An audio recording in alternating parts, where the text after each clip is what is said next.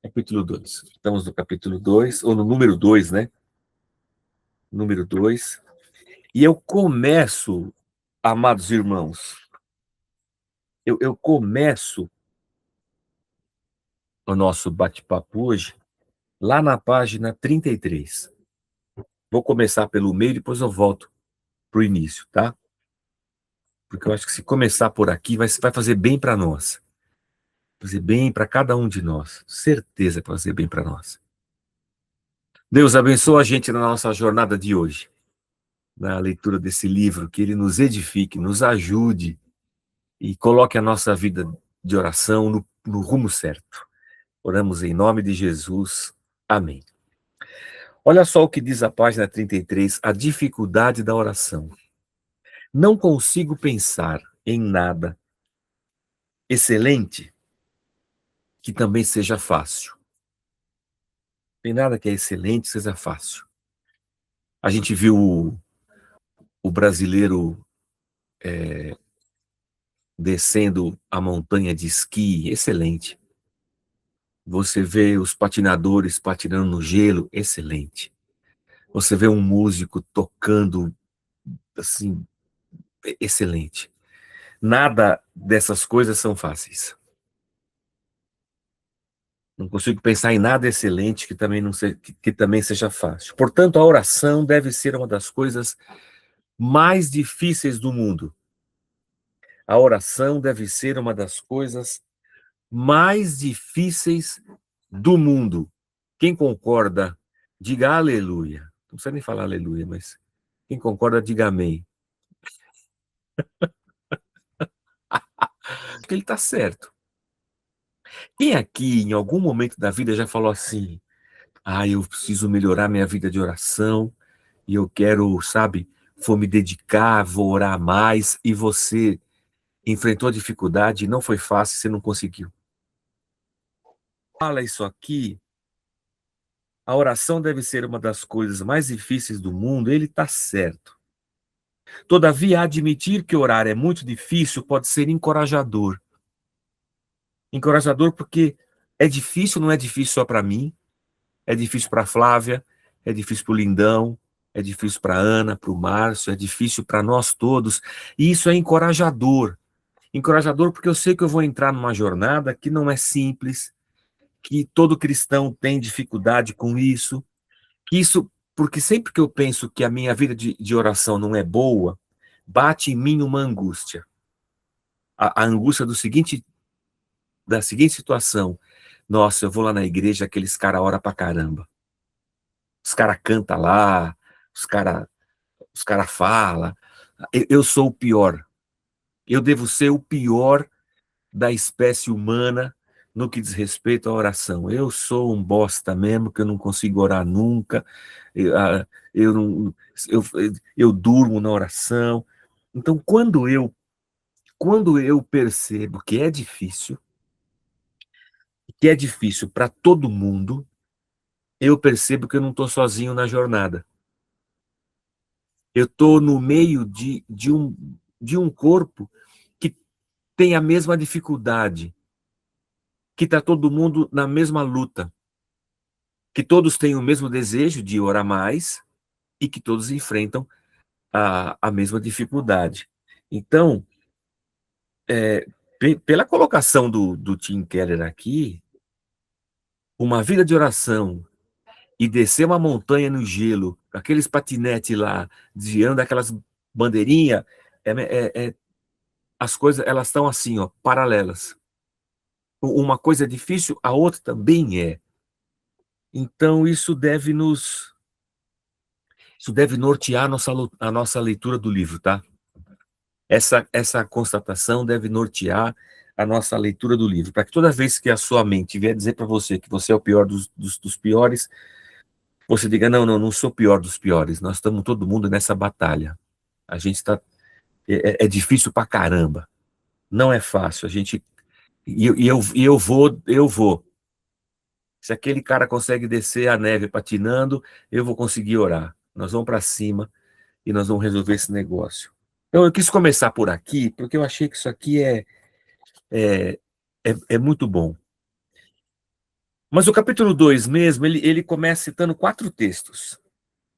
Efésios, Filipenses, Colossenses e depois Efésios 3. Efésios 1, Efésios 3, Filipenses e Colossenses. 4 orações que Paulo faz. Aqui no livro, ele só mostra, a gente só lê Efésios 1, de 15 a 19. Aos que leram o livro, eu não vou perguntar quem conseguiu ler, quem não conseguiu ler, não vou fazer isso. Vou ficar quieto aqui, recolher-me-ei a minha insignificância. Mas eu acho que até os que conseguiram ler o capítulo, eu acho que ninguém teve a curiosidade de ir lá em Filipenses, Colossenses, para ver se a oração de Efésios 1 que está escrita aqui, eu acho que a gente não foi lá. Eu estou certo? Tá, então eu fiz o trabalho de casa. Vou passar para vocês aqui no PowerPoint essas 4 orações, para a gente ler junto a oração que Paulo faz. E eu acho essa leitura boa para a gente olhar para as orações de Paulo e para a gente ver se as nossas orações estão perto ou longe das orações dele. Tá bom? Então eu vou passar aqui para a gente dar uma olhadinha. Tá? Eu fiz um PowerPoint meio mequetrefe aqui. Importante a gente ler as orações, tá? Não estou muito preocupado com a beleza do PowerPoint nesse momento aqui, porque nem PowerPoint eu passo, né, nos nossos bate-papos aqui. Então vamos lá, ó. Vai aparecer para você aí. Olha aí, o Tim Keller. Fiz até uma capa para o PowerPoint. É medíocre, mas eu fiz uma capa. Vamos lá. Ó, esse aqui é Filipe. Esse aqui é o que está no livro, tá? Ó, esse aqui é o que está no livro. Desde que eu soube de sua fé no Senhor Jesus e de seu amor pelo povo santo em toda parte, não deixe de agradecer a Deus por vocês. Desde que eu soube da fé de vocês, igreja de Efésios, de Éfeso, né? Eu não deixo de agradecer a Deus por vocês. Em minhas orações, como é que é a oração de Paulo? Peço que Deus, o Pai glorioso de nosso Senhor Jesus Cristo, lhes dê sabedoria espiritual e entendimento para que cresçam no conhecimento dele. Então, a oração de Paulo pelos Efésios é para que Deus dê para eles sabedoria e entendimento para eles crescerem no conhecimento de Deus, ou seja, para que eles conheçam mais Deus. Oro para que o coração de vocês seja iluminado, a fim de que compreendam a esperança concedida àqueles que ele chamou e a rica e gloriosa herança que ele deu ao seu povo santo.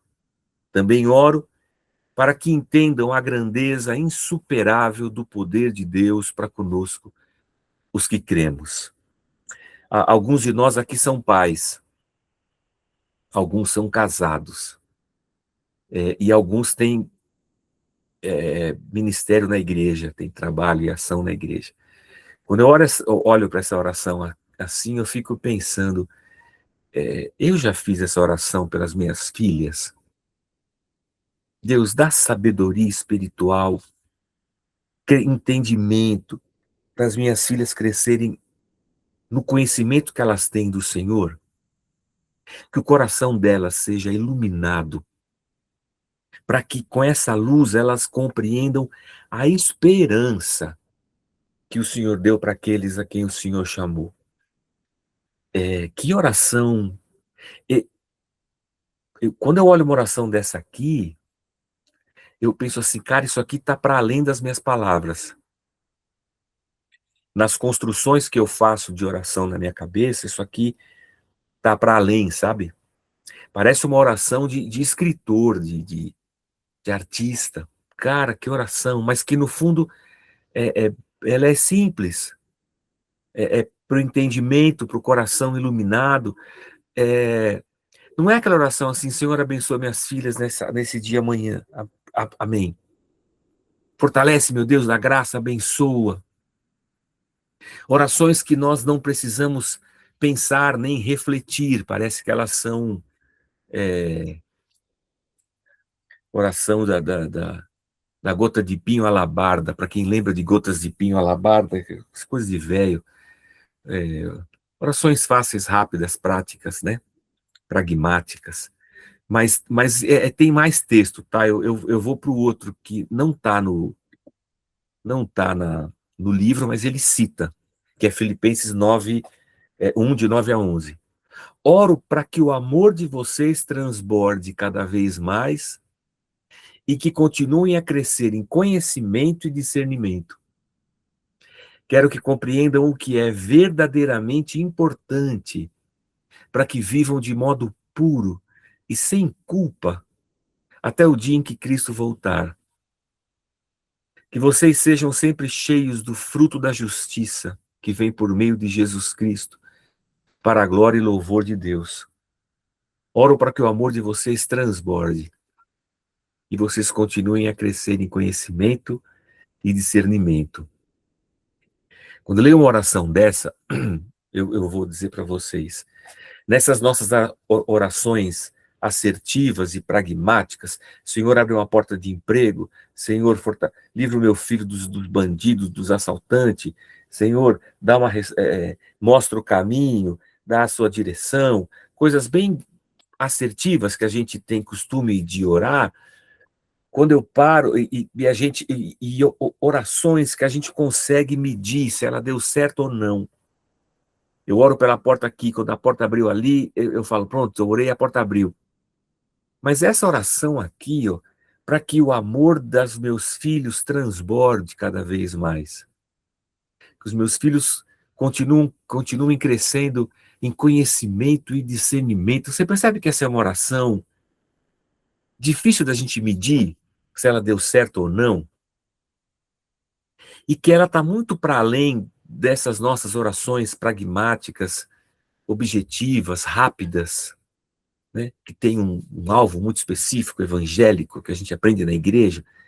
Parece que são orações mais místicas aqui, mais assim, etéreas. Você consegue segurar essa oração aqui, ela foge do nosso dedo, da nossa pegada. Aí ele fala aos Colossenses, por isso, desde que a gente aqui ouviu falar de vocês, dos irmãos da igreja de Colossos, não deixamos de orar por vocês. Minha oração é assim, ó. Pedimos a Deus que Ele conceda pleno conhecimento de sua vontade e também sabedoria e entendimento espiritual. Oro para que Deus dê a vocês pleno conhecimento da vontade dele. Então, que vocês conheçam plenamente qual é a vontade de Deus. Juntamente com esse conhecimento da vontade de Deus, que Deus dê para vocês sabedoria, entendimento. Oramos também para que sejam fortalecidos com o poder glorioso de Deus, a fim de que tenham toda a perseverança e paciência de que necessitam, que sejam cheios de alegria e sempre deem graças ao Pai. Outra oração também que a gente não consegue medir se deu certo ou não, mas que acho que diante de Deus expressa todo o coração de Paulo e amor por aquele povo, e no coração de um Paulo pastor, o que o Paulo acredita ser necessário para que aqueles caras enfrentem a perseguição romana, as, a morte nos ginásios e nos estádios romanos, porque matavam cristãos. Eles precisam de perseverança, eles têm que ser fortalecidos no seu poder, Deus. Sem ter paciência, sabe? Porque eles vão precisar, para poder aguentar o tranco da vida que eles estão tendo. Essa aqui eu até fiz questão de colocar na NVI, que tem uma tradução, acho que mais bonita do que na NVT, Efésios 3,14. Por essa razão, ajoelho-me diante do Pai, do qual recebe o nome toda a família nos céus e na terra. Oro para que, com as suas gloriosas riquezas, as riquezas de Deus, Deus fortaleça vocês no íntimo do ser de vocês com poder, por meio do seu Espírito, para que Cristo habite no coração de vocês mediante a fé. Meu, que coisa rica. Eu oro para que Deus, Senhor, lá no íntimo do ser, vou usar um exemplo aqui, tá? Deus, estou orando aqui e eu te peço que com as suas riquezas gloriosas, Deus. O Senhor fortaleça o Lindão com o seu poder, lá no íntimo do ser dele, lá onde eu não vejo o Lindão, lá dentro, onde só o teu Espírito alcança, onde só a tua graça pode ser derramada. Eu oro para que o Senhor o visite lá dentro, lá no íntimo da vida, para que estejam arraigados e alicerçados em amor, para que vocês, juntamente com todos os santos, compreendam a largura, o comprimento, a altura, a profundidade do amor de Cristo. E vocês conheçam o amor de Cristo, que ele excede todo conhecimento. Cara, que oração! Será que nós já não conhecemos o amor de Cristo na sua graça salvadora? Mas quando ele ora para que eles compreendam, e aqui ele faz uma metáfora, né? Amor não tem largura, nem comprimento, amor não tem altura ou profundidade, mas ele tá dando medidas, corpo, para o amor de Deus, para, como quem diz assim, eu oro para que eles conheçam o teu amor assim toda a estrutura, em toda, sabe, toda a dimensão, porque eles vão precisar. Quem de nós aqui, que no dia da nossa adversidade, já não foi assolado pelo sentimento de que Deus não nos ama, não é? Quando você olha para o seu vizinho, quando você olha para o seu irmão ou para outra pessoa, quando você vê no Facebook aquele cara que estudou com você que está melhor, quando você percebe que o outro está feliz e você não, e de repente vem esse sentimento assim de que Deus não nos ama. E para uma igreja que está passando por perseguição, e todas elas estavam sendo confrontadas na fé, sabe? Na esperança de Cristo. E imagina comigo, que quando Jesus morre, 33, e ele volta, ressuscita, fica lá 40 dias com os discípulos e depois sobe, a experiência que aqueles discípulos tiveram, ela foi tão poderosa, tão grande, tão arrebatadora, que eles viram Jesus, eles andaram com Jesus, eles veem Jesus sendo crucificado, eles vão chorar na sepultura, e eles veem o Cristo ressurreto. Cara, isso é muito forte. A gente não tem noção do que é isso. E quando Jesus é assunto aos céus e ele sobe, e lá o livro de Atos narra isso bem, porque enquanto Jesus está subindo, dois anjos vêm e falam com os caras, com os discípulos, que estão olhando aí para o céu. Esse Jesus que subiu vai descer. Só isso aqui já é um negócio, ele vai descer. Então eu tenho para mim, e a maioria dos estudiosos, dos pastores, de quem se debruça sobre textos como esses aqui, tem essa ideia da volta assim, Jesus vai voltar semana que vem. É o mês que vem, é amanhã, eles esperavam a volta iminente de gente, é para hoje, é para ontem, sabe?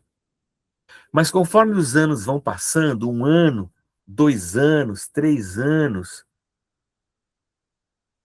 a perseguição se intensifica, vai morrendo muito cristão, a separação entre cristianismo e judaísmo vai se acentuando cada vez mais, o Império Romano cada vez mais fortalecido, as igrejas cada vez mais reclusas e tendo que se reunir nas catacumbas, nos buracos, nos esconderijos.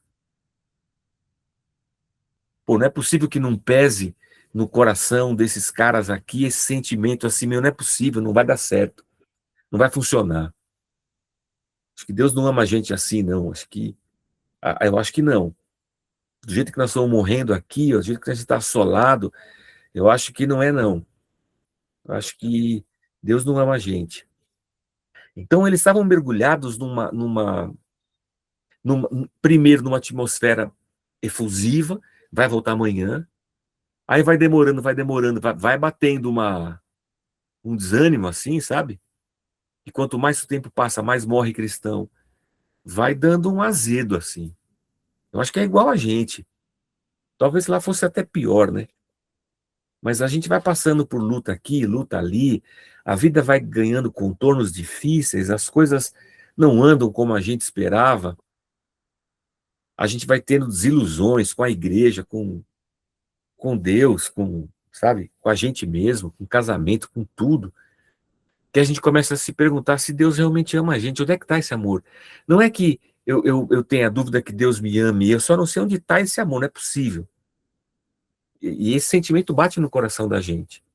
E a oração de Paulo por aquela igreja não é que os romanos persigam menos ou que morra menos gente, é para que eles, lá no íntimo do ser deles, lá na parte mais profunda da alma, do coração, eles compreendam toda a extensão do teu amor, Senhor, por eles. É isso que eles precisam.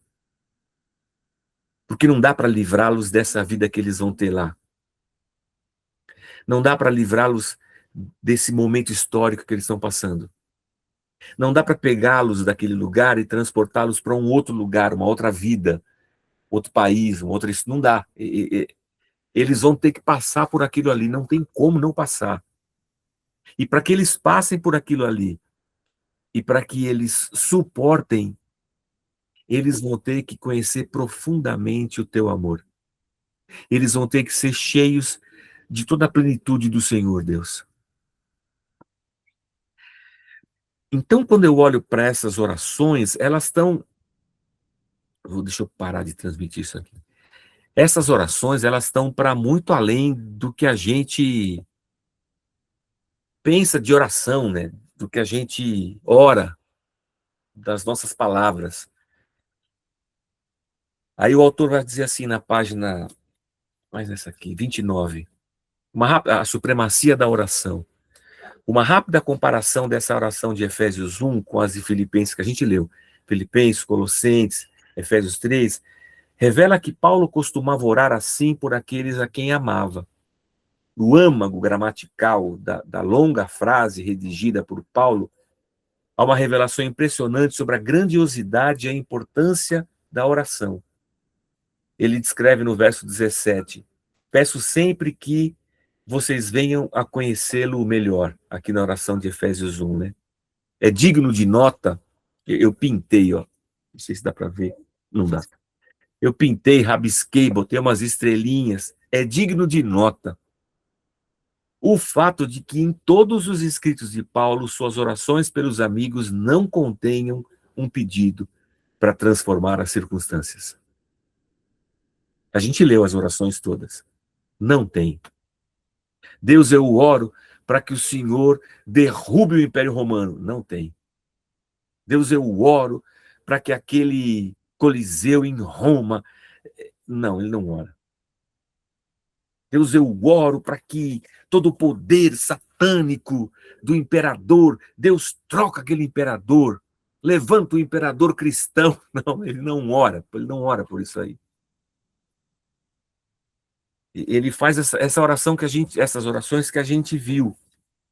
Quando eu li isso, eu já li essas orações de Paulo várias vezes, mas quando a gente lê isso aqui por essa perspectiva da oração e faz a comparação dessas com as nossas, é muito interessante. Ele vai dizer, é certo que viviam em meio a muitos perigos e dificuldades, viviam.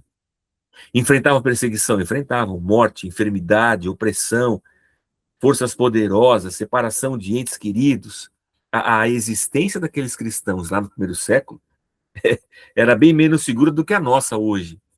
No entanto, nessas orações não há pedidos por um imperador melhor, por proteção de bandos de saqueadores, nem mesmo por pão para a próxima refeição. Paulo não ora pelos bens que colocaríamos geralmente perto do topo da nossa lista de pedidos. Aí ele vai dizer: está errado então orar? Está errado então que no topo da nossa lista de pedidos estejam bens? Paulo vai dizer, claro que não. Tim Keller vai dizer, claro que não. Ele vai dizer assim, ó, Paulo não está nos fornecendo um modelo universal como Jesus fez. Essas orações de Paulo não são como a oração do Pai Nosso. Ele não está ensinando a igreja a orar. Antes, nelas ele revela o que pedia na maior parte das vezes pelos amigos. Algo que acreditava ser a coisa mais importante que Deus podia lhes dar. Você concorda que aqui essa oração demora mais? Eu vou orar pelo Márcio. Senhor, abençoa o Márcio, em nome de Jesus, amém. Foi. Ou, na nossa pós-modernidade, não preciso nem fazer isso. Eu entro lá no WhatsApp do Márcio e boto o emoji da oração. Está orado. Mas quando eu dobro os meus joelhos diante de Deus, do Deus Criador dos céus e da terra, que conhece o Márcio, aí eu olho para o Márcio, eu olho para o Mateus, eu olho para a vida, para as lutas, eu percebo como é difícil estar na pele do Márcio, e eu, nesse tempo de oração, me permito ser levado, vestindo o mesmo sapato dele, para trilhar pelos mesmos caminhos, sentir a dor, e aí então eu me coloco para orar, Senhor, a minha oração vai ser diferente. Não é só a minha oração que vai ser diferente, a minha comunhão com o Márcio vai ser diferente, muito diferente.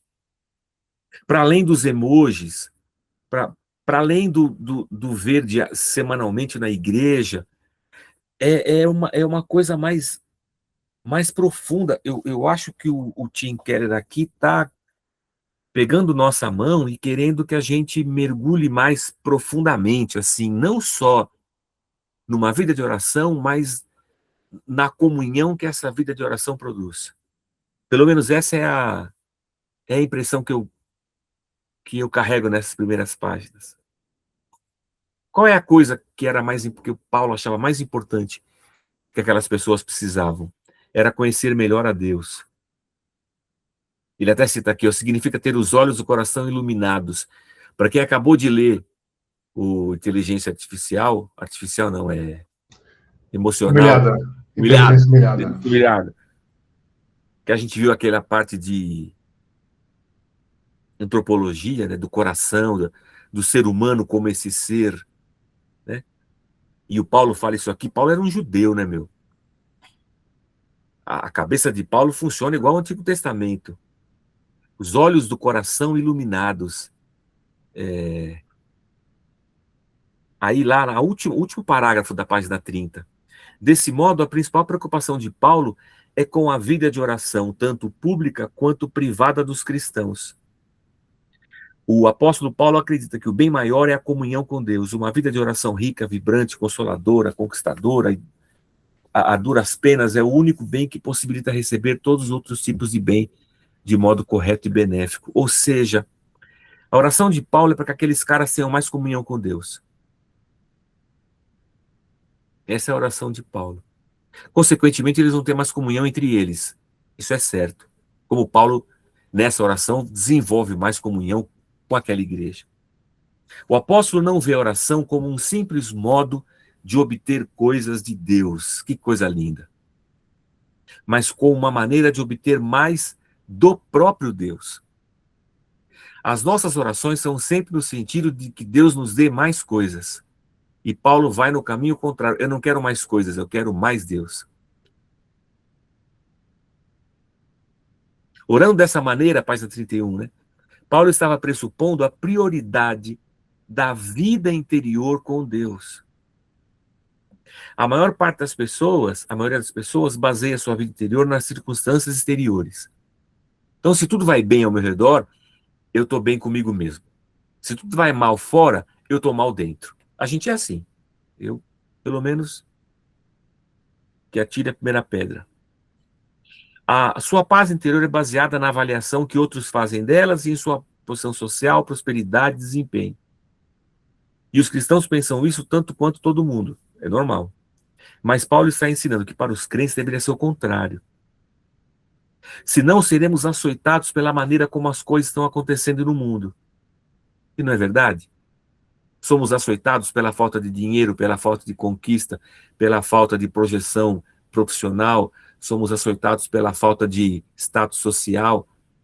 Essas coisas batem na gente. Se os cristãos não basearem a própria vida no amor imutável de Deus, eles terão que aceitar como sucesso o que os outros garantem ser sucesso. E entender a felicidade e até mesmo o próprio eu com base na opinião do momento. Aí eles vão tremer, com razão, diante do seu destino. Então Paulo está olhando para aqueles caras que estão lascados e estão dizendo para eles assim, essas coisas não podem influenciar a tua vida interior. A sua vida interior, que é desenvolvida na oração, ela deve ser baseada no amor, na graça, no poder, na grandeza, na misericórdia de Deus. E assim aconteça o que acontecer em volta, você vai estar bem.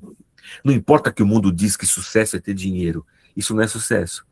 Não importa que o mundo diga que sucesso é você conseguir o topo da sua vida profissional, da sua carreira, do carro, da casa, da viagem, da aplicação, do dinheiro guardado, seja o que for.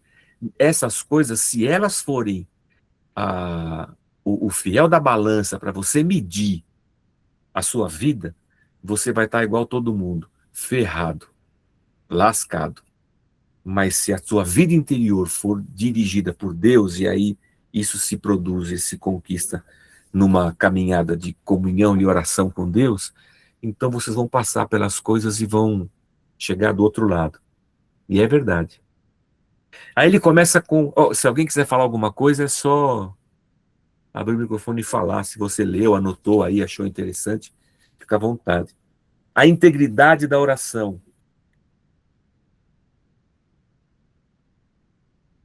Gostei disso aqui, ó.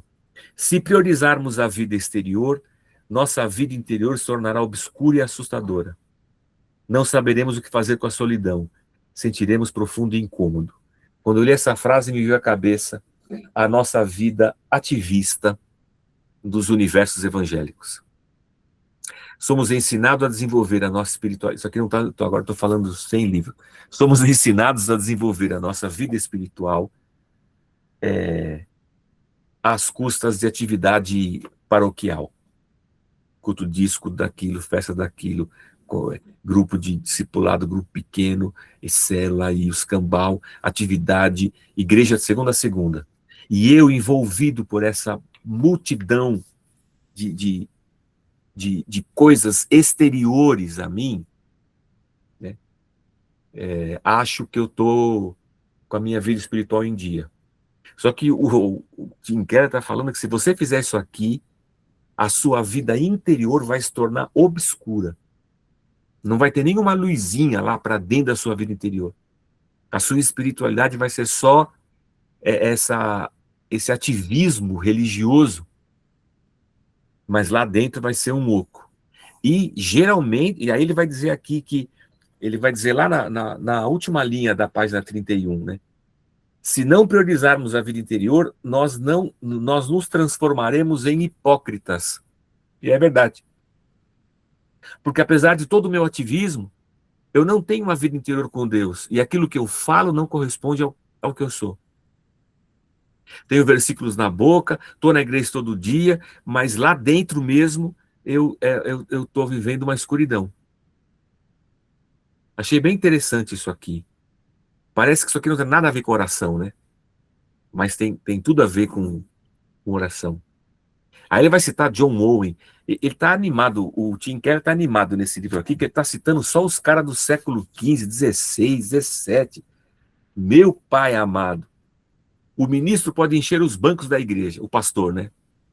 O pastor pode encher. Você sabe que pastor é um inferno, né? Nós, pastores, somos medidos entre os pastores pela quantidade de membros que nós temos na nossa igreja.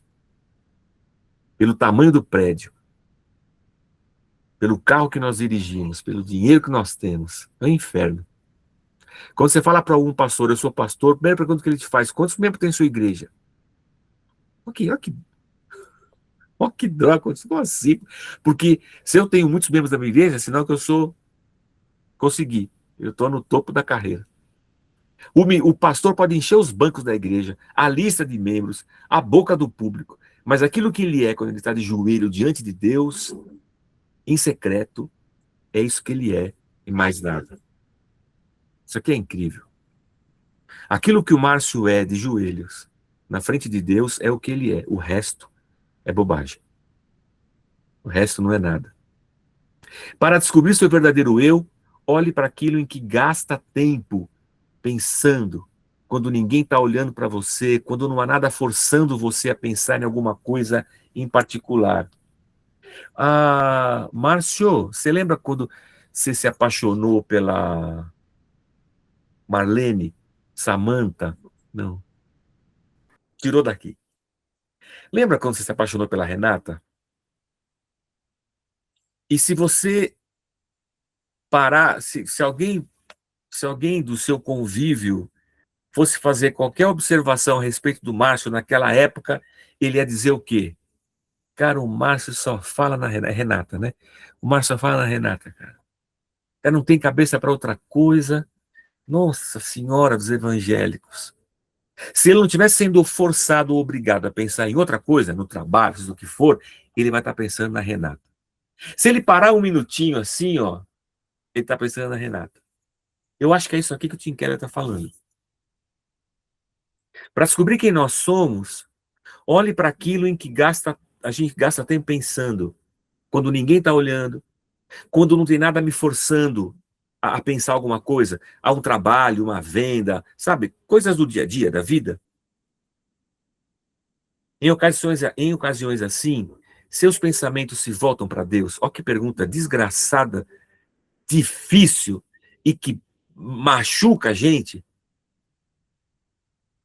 Em ocasiões assim, seus pensamentos se voltam para Deus. Eu fico igual o Márcio apaixonado pela Renata. Eu estou maravilhado com as coisas de Deus toda hora.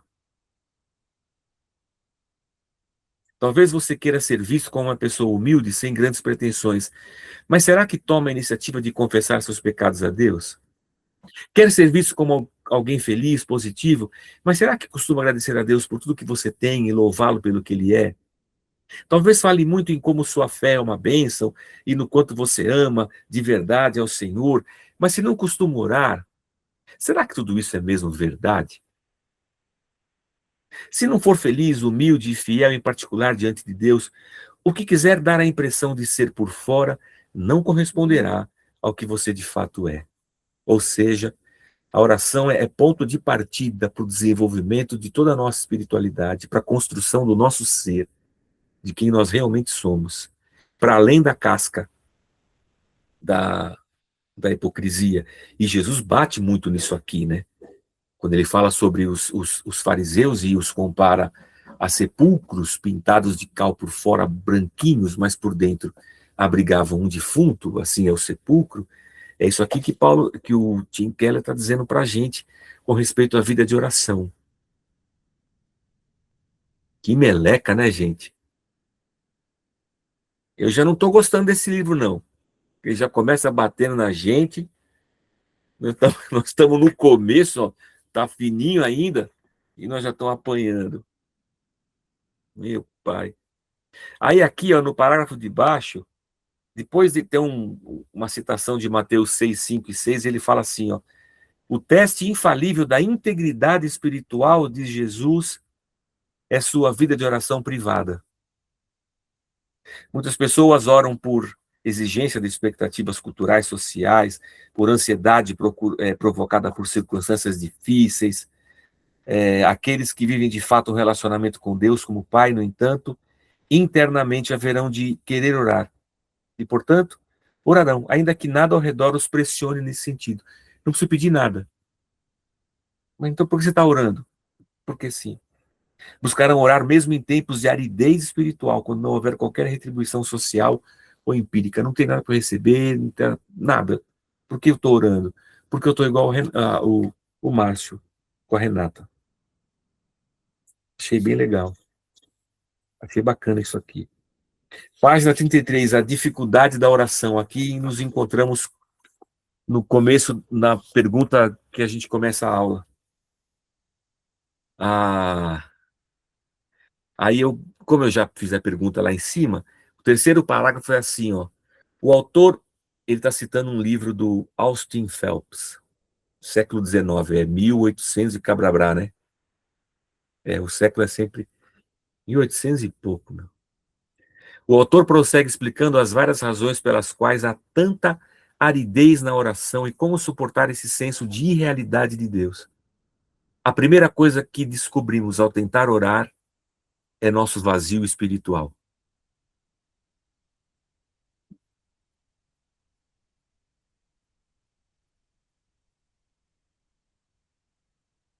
Convido você, convido você até a próxima terça-feira que a gente vai voltar para continuar o livro, seja de onde pararmos hoje.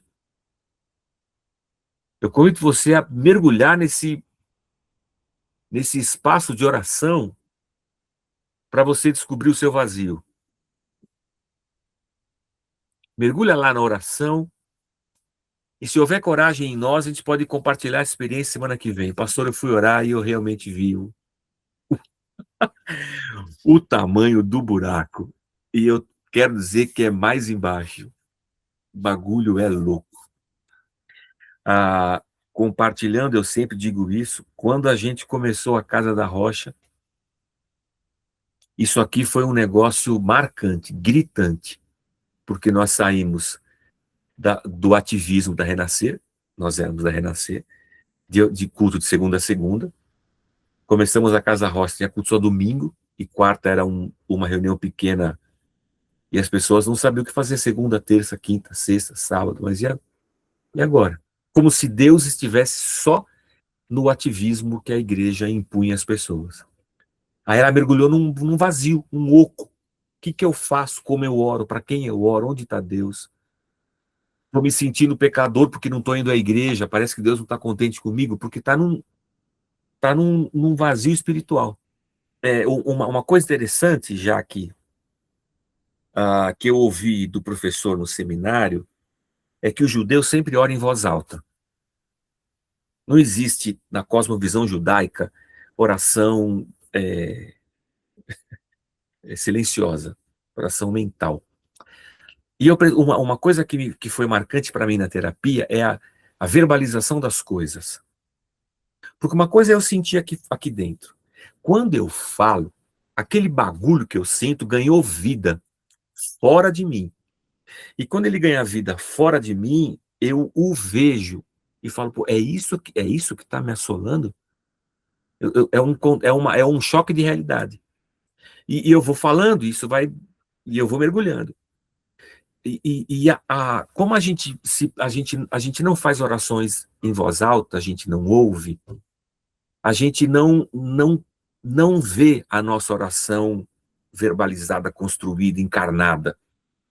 Eu acho que isso faz falta na nossa dinâmica de oração. É quando a minha oração ganha corpo e eu falo, meu, que oração michuruca eu estou fazendo. Que oração mequetrefe, eu preciso... Senhor, me perdoa. Deixa eu voltar aqui atrás. Deus, não era isso que eu queria falar. Tem coisa mais profunda. Então, é muito interessante. Interessante. A dificuldade da oração. Bom, então tá aqui o convite e desafio para a semana que vem. Mergulhemos. A gente tem que começar a botar isso aqui em prática para ver se, para a gente, para o livro não ser só um livro, né? Para a gente desenvolver esse trem aqui. Nós estamos aqui na página 30, da 29 até a 37, nós estamos aqui hoje. Tá bom, obrigada. Na verdade, nós passamos pela introdução e a necessidade da oração. O negócio está meio truncado, não rende, nós estamos no capítulo 2 aí. Eu acho que a gente tem no celular hoje um grande desafio para a nossa sanidade, né? Eu estava hoje assistindo um podcast sobre educação e o cara falando sobre os países, eu acho que são os nórdicos, que são os caras, os melhores, né?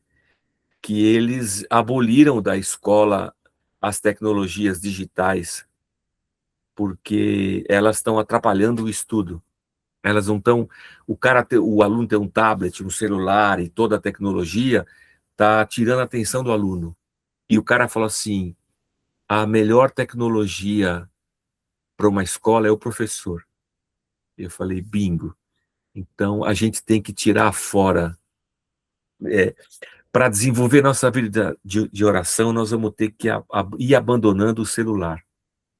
Então já temos 2 desafios já para a semana que vem. Não estou gostando desse livro, porque está enchendo a gente de desafio, e nós vamos ter que voltar aqui a semana que vem, olhar um para a cara do outro e ver se nós fez, se nós não fez.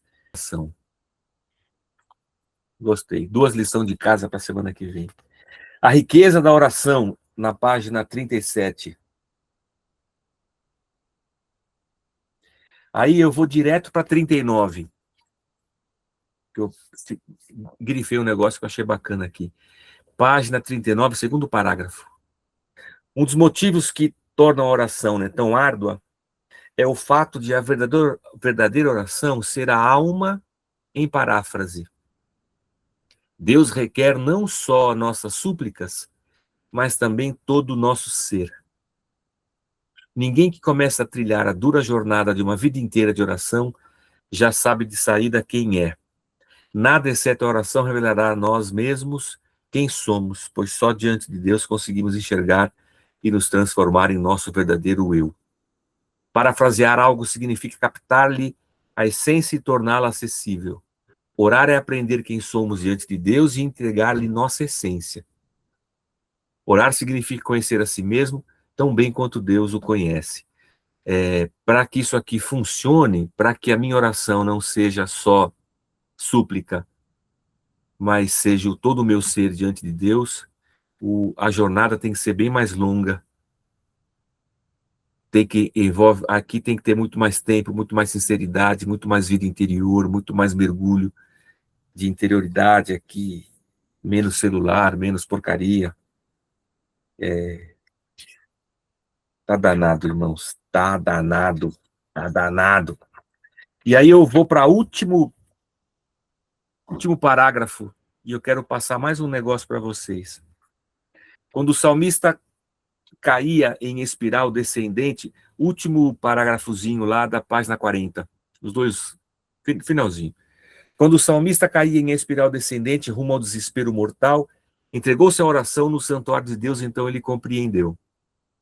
Oração é o deslumbramento, intimidade, luta, mas também caminho para a realidade. Não há nada mais importante, ou mais difícil, ou mais rico, ou mais transformador da vida. Não existe absolutamente nada tão grande quanto a oração. Deixa eu compartilhar com vocês o que ele está falando do salmista aqui. Eu gosto desse salmo pra caçamba. É esse aqui, ó. Deixa eu ver se... Tá. Vocês estão vendo o salmo aí, né? Certamente Deus é bom para Israel. Salmo 73, eu estou na NVI aqui. NVI. Certamente Deus é bom para Israel, para os puros de coração. Quanto a mim, o salmista vai dizer, os meus pés quase tropeçaram, eu estava ficando 6 horas no celular por dia, por pouco eu não escorreguei. Por quê? Porque eu tive inveja dos arrogantes. Pô, os caras na internet, eles têm carrão, eles viajam, eles estão toda semana na praia, e eu tive inveja quando eu vi a prosperidade desses ímpios. Eles não passam por sofrimento. Eu só me lasco, mas os caras que eu olho, eles não passam por sofrimento. Eles têm o corpo saudável, forte.